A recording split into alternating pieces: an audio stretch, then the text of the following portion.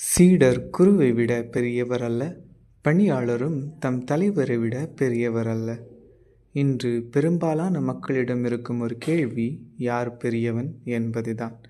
அதிக செல்வம் கொண்டவர், பல வாகனங்களையும் வேலையாட்களையும் வைத்திருப்பவர், தான் இருக்கும் இடத்தில் ஒரு அரசியலை நடத்துபவன் தான் பெரியவன் என்று சமூகம் கொடுக்கும் வரையறைக்குள் தன்னை புகுத்த மனிதன் முயன்று கொண்டே இருக்கின்றான்.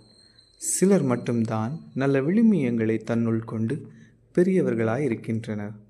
இறைவா, நாங்கள் இயேசு வாழ்ந்து காட்டிய விழுமியங்களை கடைபிடித்து பிறரை மன்னிப்பதிலும் அன்பு செய்வதிலும் பெரியவர்களாக இருக்க வரம் தாராய். ஆமென்.